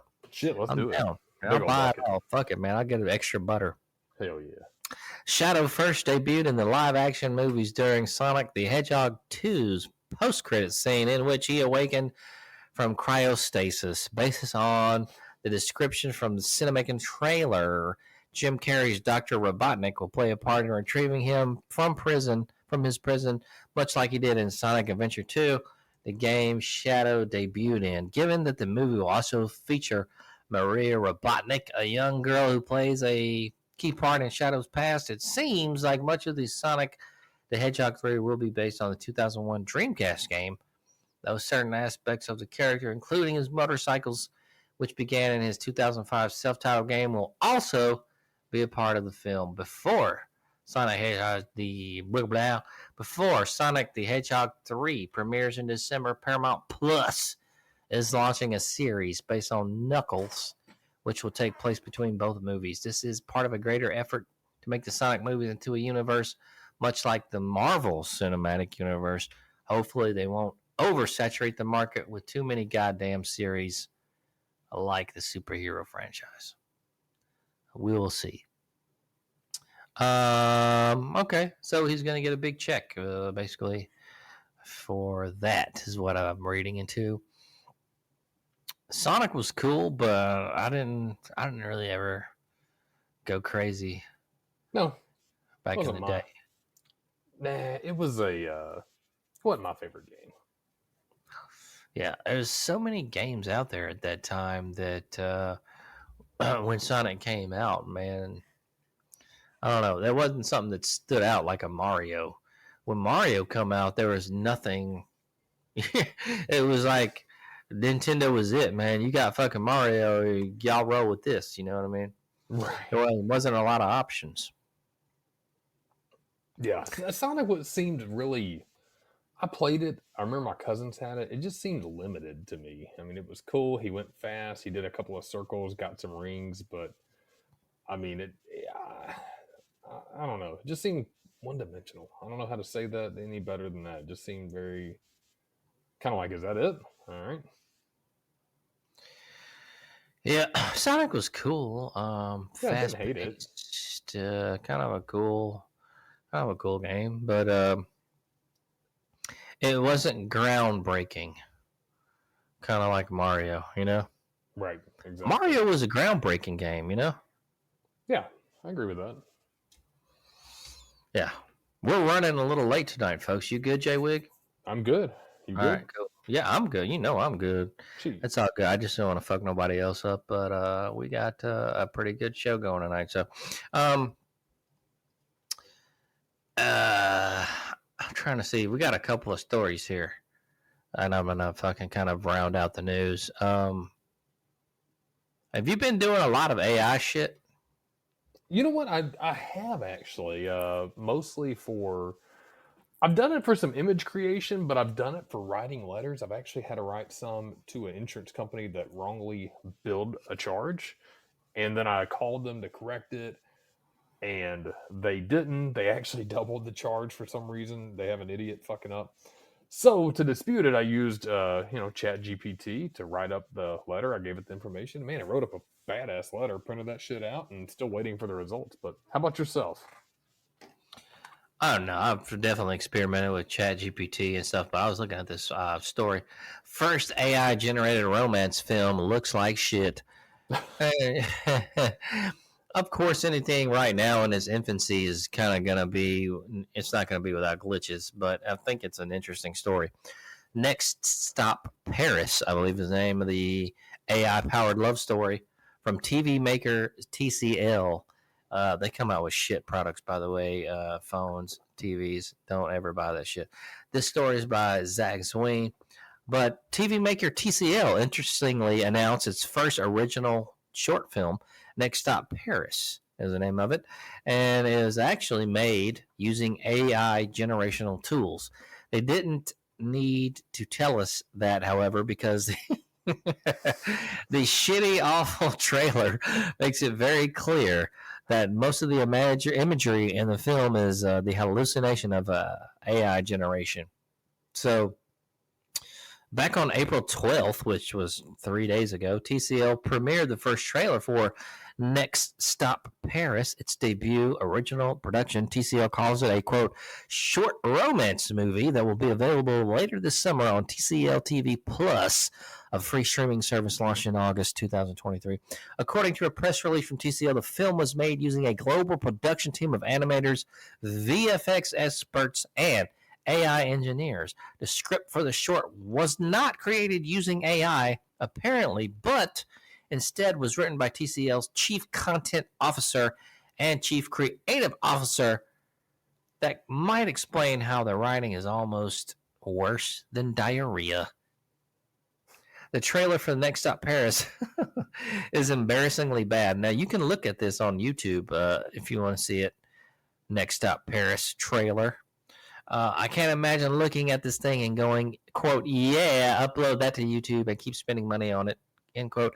In the teaser, the main character is a man and a woman who meet on a train ride to Paris, seem to have constantly changing faces with their looks shifting from shot to shot. So it's saying that it's these horrible looking views of Paris with fucked up buildings, smears, Eiffel Tower renditions that are fucked up, shitty AI imagery. Well, I mean, you can kind of expect it's going to be this way right now in the infancy stages. I'm just kind of wondering how long is it going to take until you really can't tell. You know what I mean? When it gets when it gets scary. It's moving quick too. Oh man, because everything is not perfect in the beginning. So I'm like, oh man, when is this thing gonna get fucking weird? You know? Right. Yeah, it's already getting there. Yeah, so it's already trying. It's like the fucking Gremlins or some shit. I don't know. We'll see what the fuck happens with AI and all that shit. You know what? I was gonna get into another story, but let's go ahead and do this. Let's go ahead and take a fucking break, y'all.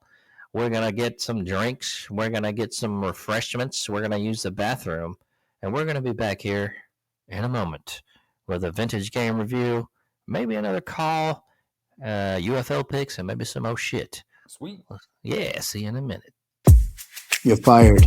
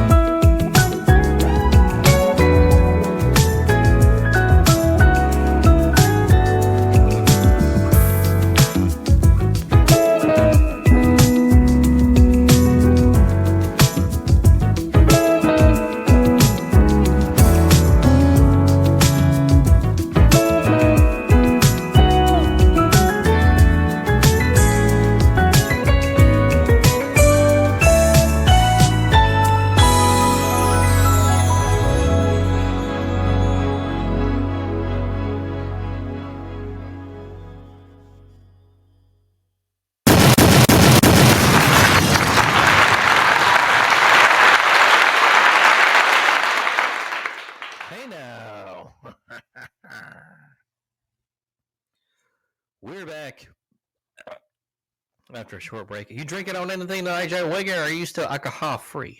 I've been pretty good this weekend. I got in on some beers, though, because the yard work, the labor, good cold beer is what you need right after. I wouldn't mind getting a 4-pack of those we had a couple weeks ago, that Oceanic beer that are...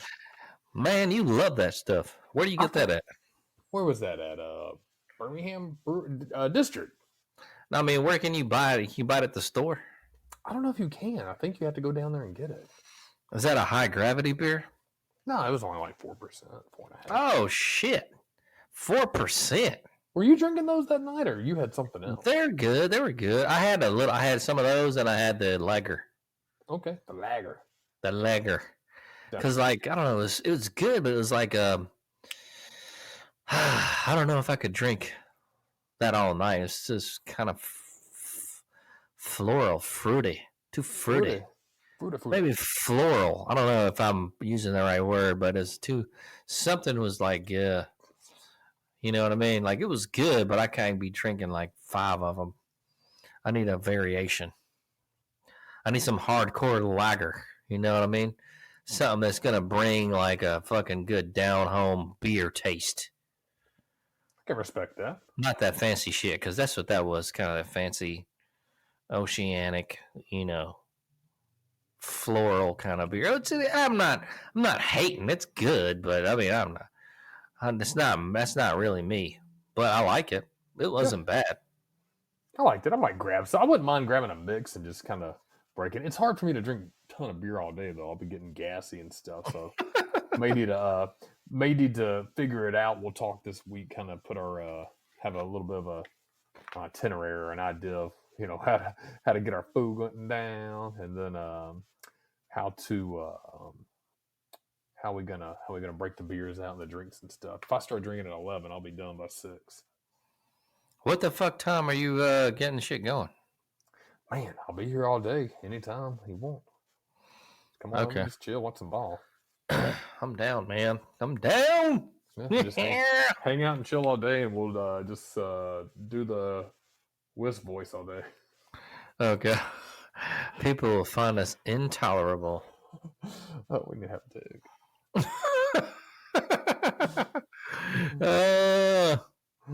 Oh, he'd love it. I don't know about that. That I don't think. I think you're right. Yeah, he's not going to get down with that shit. Let's go ahead and go to Cheryl in Boston. Hey, fellas, this is Cheryl from Boston. I wanted to give you a little joke for tonight. What did Ron Goldman say to Nicole Brown Simpson at the pearly gates? What? Here's your fucking glasses! Oh, that's a classic. I love it. It's a classic. Bringing that up, that was such a fucking crazy time. I was watching some shit about that. The whole O.J. Simpson fucking deal. He just died a couple of days ago. He definitely did it. He's a fucking murderer. But the funny thing about that is, even with all the goddamn DNA evidence, all this shit, it turned into a fucking... You remember that? Oh, yeah, very well. It turned into just a whole fucking black and white issue. Such a crazy fucking thing. The whole Bronco incident, and then just the stupid fucking decision of the prosecutor to have him put the gloves on, which that was a dumb decision. They had DNA evidence. They had footprint evidence from the DNA, and I was watching some shit on it, and the goddamn one of the jurors said that didn't even come into play. Like, none of the DNA evidence even came into play. I don't understand. Yeah, people that don't understand what a spectacle that was back then, man, you missed out on the trial of the century, because it really, really was. I mean, we watched the verdict in 6th grade. I remember that. And I remember my teacher sitting there looking at it, just kind of shaking her head. I mean, it was that impactful, where school kids across the country are watching the verdict. Definitely. And it was a definite white and black thing. you had black people rooting for OJ, even though he's a fucking murderer, and white people like, come on, man. You know what I mean? And I'm not saying that black people didn't know what the fuck was up. I think a lot of the shit they were influenced by he's the juice or other people thinking he got railroaded because of some past fucking whatever perception of racism in general. But as far as that goes, take that out of the equation. The fucker was fucking guilty. He did it. I don't give a fuck. I'll say it. He was a fucking murderer. Fuck him and whatever, man. He got off easy. He did get kind of some retribution when he went through that whole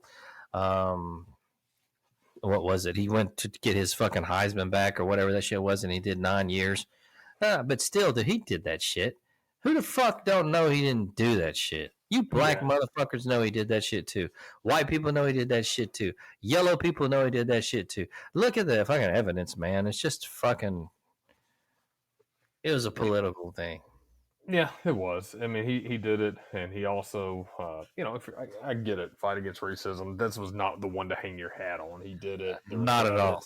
That's justice system, regardless, black, white, yellow, whatever you want to say. Justice should prevail, and when it doesn't, that's a travesty. When it's absolutely obvious and it doesn't, man, that's sad. But there's also that argument too that when you're wealthy like OJ was and you can pay for a Johnny Cochran, I mean, that also shows you that the rich and the poor, the system favors the rich. If you can buy your way out of it, which he really did. I don't know if he's the average guy. Everybody has a podcast. Sorry about that. I agree.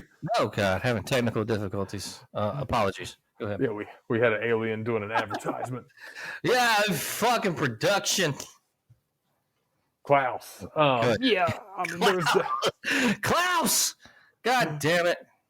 There was definitely some, some wealth. The wealthier you are, the better lawyers you can pay. So, is what it was. But yeah, I mean, anybody out there, you want justice to prevail, regardless. And he did it. Good riddance.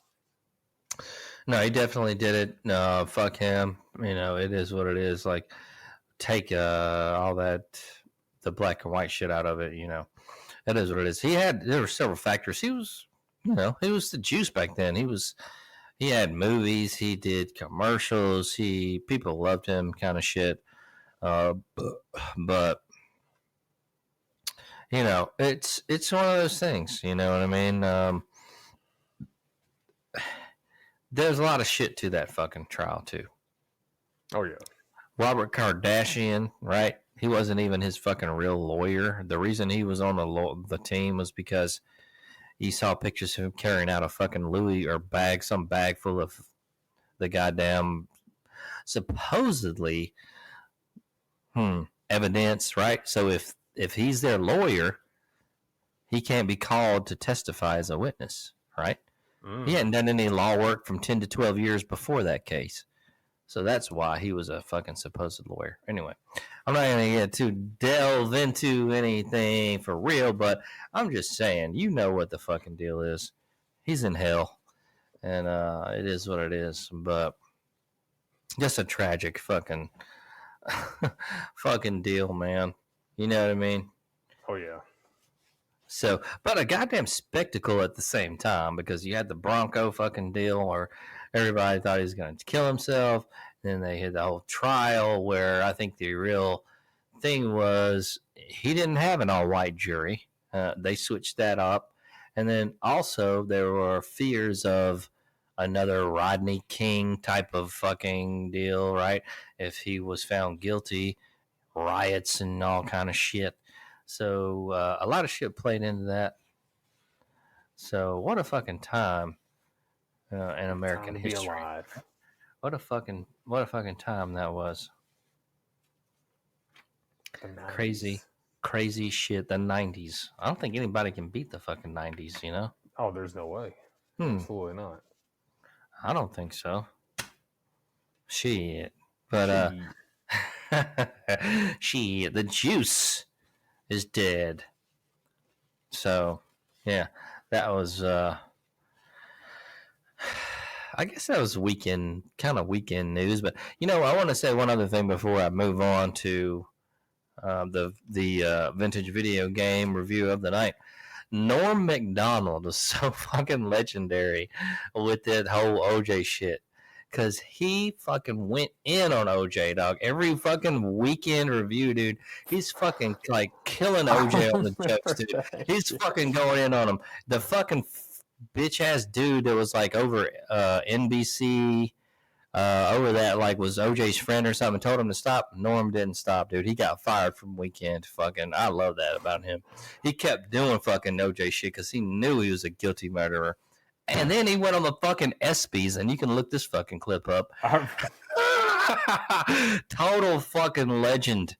And like fucking like said, I can't remember what the fuck exactly he said, but he was like, yeah, if you fucking murder if you fucking like, I forgot what he said, murder your fucking wife and her fucking friend or whatever. I don't know, man, but like look that shit up. Norm Macdonald and the ESPYs. You'll see it. Love it. Fucking great, dude. Fucking rest in peace, Norm Macdonald. Legendary. Oh god, I love that dude, man. So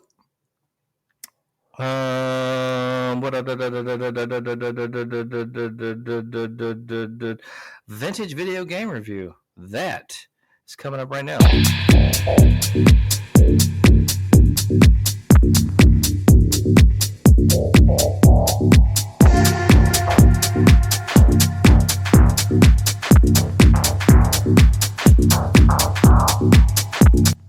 All right.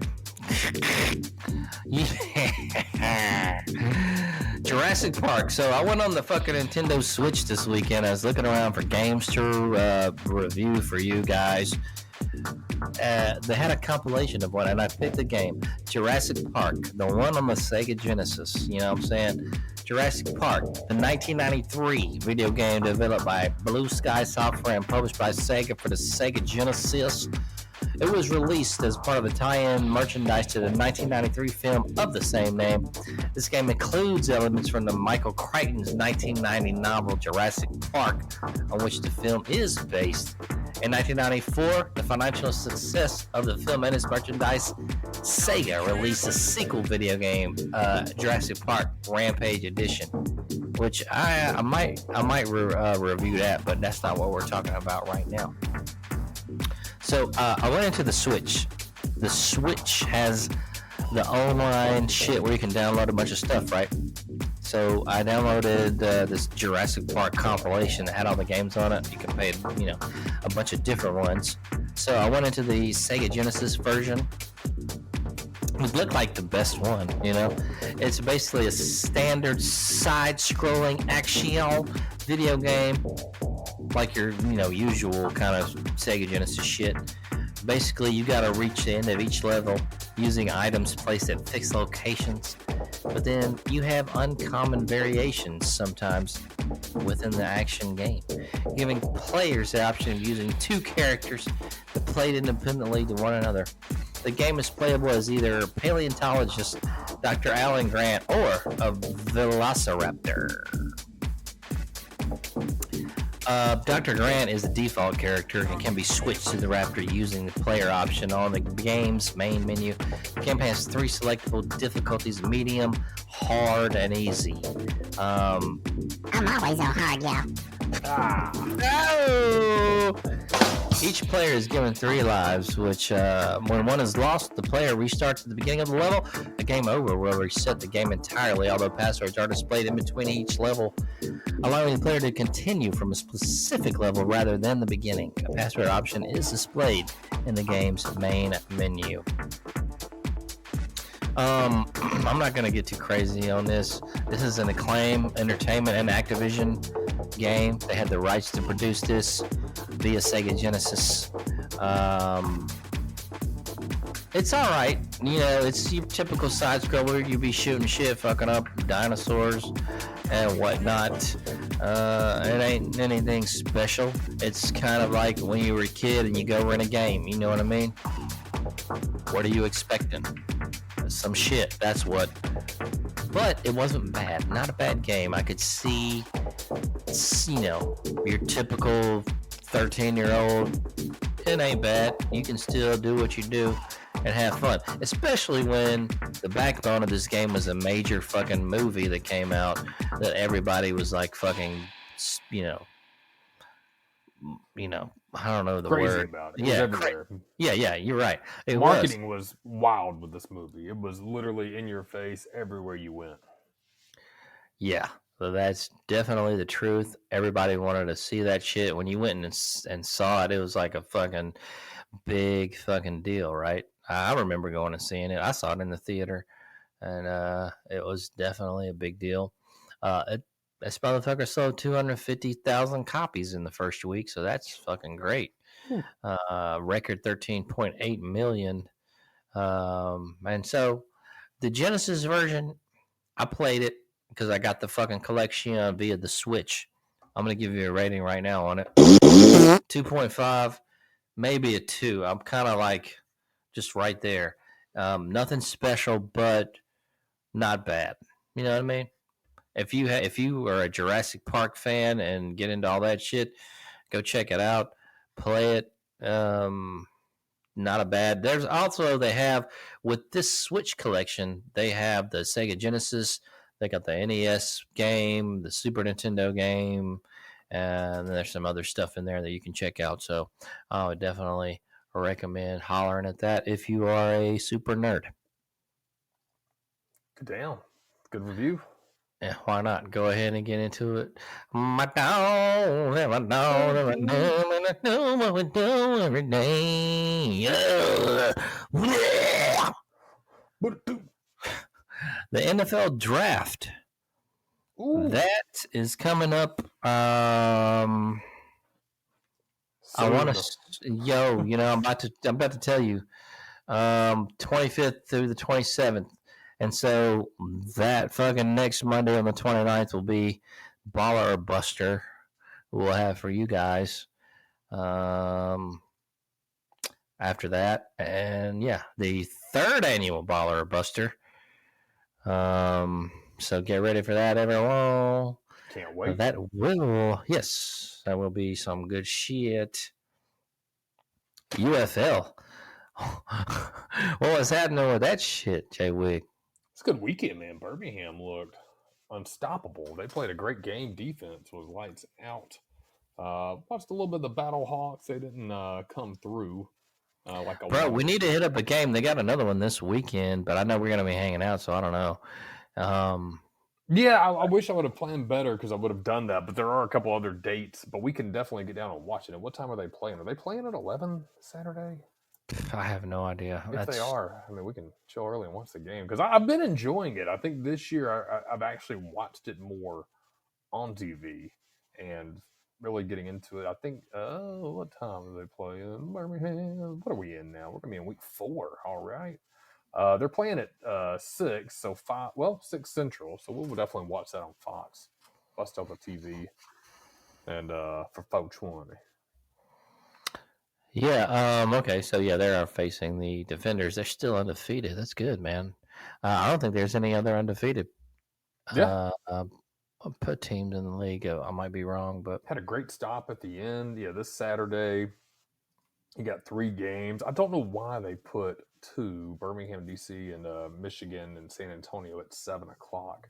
That seems kind of like a boneheaded move. I mean, you could have. See, here's what I would have done. You would have had Saturday 12:30. You're starting with the Battle Hawks in Memphis. That's Eastern time, so 11:30 Central. Then you got 2 6 o'clock games. Man, why didn't you put a 3:30 game out or 2 o'clock? That seems like a good idea. Yeah, you would have had football from 12:30 till 7 at night afterwards. So I don't know why they duplicated that, but I do know you and Whis had duplicate results last week. Both of y'all were 2 and 4 for the 2 and 4. What were you? I was 3 for 4, 75%. I think my pick. You and I were close. The only pick we differed on. Real trap shit. I got the edge. Was the Panthers. I took the Panthers on against the Roughnecks. I debated that one too, and I felt silly. You and I both went Brahmas. Whis went Battlehawks. Thought I should have done Battlehawks, but Whis had that pick. Everybody had Birmingham, and you and I both had the Defenders.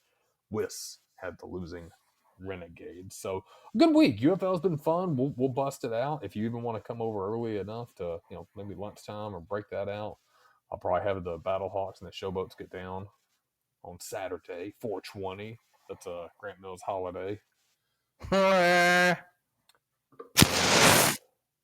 Smoke. So yeah, gosh, already week 4, 1 month into this. That's crazy. Oh man, I'm just so glad we got fucking football going. Yeah, it's fun, and it's also I've said it again. One of my Jay Wiggy ad nauseum. It is just nice having one spring league as opposed to trying to go back and forth through 2. Yeah, because let's see, when the UFL is over, it's going to be mid-June, and then you got July, August, and you're going right into college. So not too bad. Yeah, sneaking right in there. So, and then let's see, we got week 7. We got a Battlehawks and Stallions game. That Saturday. That might be a good one to go to at Birmingham. Week 8, they'll be back in Birmingham. Houston Roughnecks. That's a night game. That one might be pretty cool too. So yeah, we'll chat this weekend. We'll figure out one that works because I'd like to get down to 1 too. You've been to a fucking Stallion game out there, haven't you? Yeah, I've been to 3 or 4 of them already. That's awesome. How's that stadium? You said it's pretty nice. Badass. And see, the funny thing was the first time I went, we had regular bleacher seats. Then we had a promo through the Better Half's work, and we got the seat backs, which were even nicer. Then I had a buddy who actually got an actual box, catered and stuff. And it was just me, him, and another buddy. They got box seats out there? Oh, yeah. And it's nice. It's like box, nice. Dude, yeah. I mean, it was crazy fun to watch that. So, yeah, we had a great time with that. Some hoes out there? Everywhere. Break it down. Back it up, yeah. But yeah, it was fun. It's cool. And man, once you go into a box or even a seat back, it's hard to go back to the regular bleacher seat. So yeah, cool stuff. Man, that's what's up. We got to do it sometime, man. Yeah, we got a couple of games left. We've got that are going to be local to us. We've got week 7. That's Battlehawks. I think week 8 is the Roughnecks. Week 9, they're out of town. Week 10, the Michigan Panthers. That'll be the last one. So after this week, 3 more games that are home games. We can get down to one of those for sure. All right, well, let's go ahead and get into the picks. Saturday, April 20th, which we will be hanging. We got an 11:30 game, ABC, ESPN Plus. I don't know if this is Central or Eastern, but and then we got a 6 our time, Central. The Central, okay. And then we got a 6 p.m. on Fox. So we'll start with there's another one. So it's a fucking triple header on Saturday, actually. Yeah. With the Panthers and Brahmas. We'll go ahead and start with the 11:30 game, Showboats and Battlehawks. What are you thinking on that one, my friend? I'm going Battlehawks. Not going to turn my back on them again. I'm going to go Battlehawks, dude. I'm going Showboat because I'm a showboat. Yeah, I love to show off, motherfuckers. Okay. Let's go with the 6 o'clock game. First 6 o'clock game, Defenders, Stallions. Oh, come on. Really? Where are you going? Across the board. Beham. I'm going with the Stallions. I don't give a fuck. Yeah, I mean, they are 3-0. They're really good. Yeah. And we got another 6 o'clock game with the Panthers and the Brahmas, which that's a hard one to pick. What do you think? I'm going to go Panthers. They did me well last week. I'm going to stick with them until they convince me not to. Damn. Man. Them Brahmas always try to do that fuck shit like Auburn. I'm going to go with the Brahmas. Like it. I'm going with the Panthers, yeah. All right. And then we got the Sunday game, the 21st, the Renegades and Roughnecks. They're both 0-3. This is a toss-up. FS1, the 1 o'clock game. What do you think? The Roughnecks on the Renegades. 2 Texas teams, both 0-3, cellar dwellers. I'm going to go Renegades. I'm going Big Game Bob with the Renegades. I like it. I'm going Roughnecks because baby says I'm a roughneck, yeah. That's not true at all. All right. Oh, get those picks in. That's the picks for the UFL scoreboard week. What week is this? Week 4. Week 4. Okay. Week 4. Yeah, week 4, folks. So you know what we do. Man, we did we about to be gone. Damn, we about to be ended. 2 minutes. Give us, you got anything going on? That's You it. got any, okay. That's all I got. All right. Well, we're about to get on out of here. Yeah, it was a good fucking podcast tonight, y'all. And we love you all. And yeah, we will see you next time. 9